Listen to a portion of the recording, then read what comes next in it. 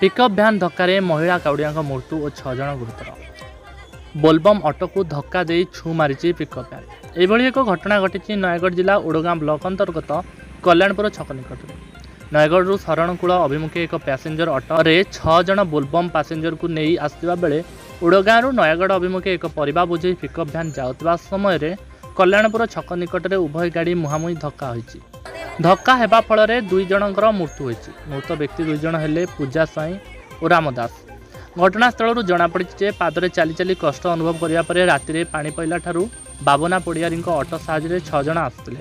आसवा समय ओडगाँ आड़ू नयगढ़ अभिमुखे द्रुत गति जाउतबा एक परिबा बोझे पिकअप भ्यान दरपदा छक मोड़ ठारे नयगढ़ आड़ू शरणकूल अभिमुखे काउड़िया मानू धरी आसवा ऑटो सहित सामना सामनी धक्का होइतिला। फल ऑटोर पछपाखरे बसथिबा पूजा स्वाई छिटिकी पड़ा जो मुंडरे जोर आघात लगी कान बाटरे प्रबल रक्तस्राव होता किंतु शरीर कौन स्थान में क्षत दृष्टिगोचर होता। ऑटो भितर बसीथिबा अवशिष्ट 5 जन काउड़िया और ऑटो चालक गुरुतर आहत हो नयगढ़ जिला चिकित्सालय भर्ती होते। नयगढ़ डाक्तखाना केदार स्वाई झील पूजा स्वाई को डाक्तर मृत घोषणा करते। शव विवेचित परिवार को हस्तांतर जनापड़ी।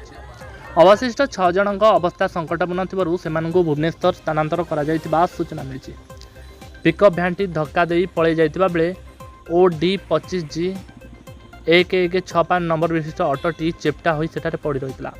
सकाळु शरणकूल थाना पुलिस खबर पाई ऑटो को जबत करने सहित अनुसंधान जारी रखिले।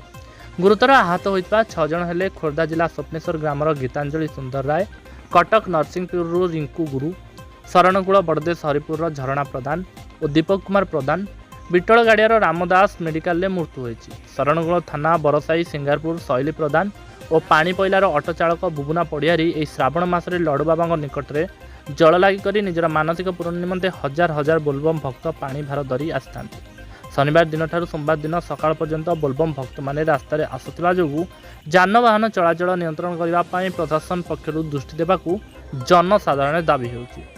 नयगढ़ जिला ओडगाँ ब्लॉक रु मंगराज बेहरा रिपोर्ट सुरान्य।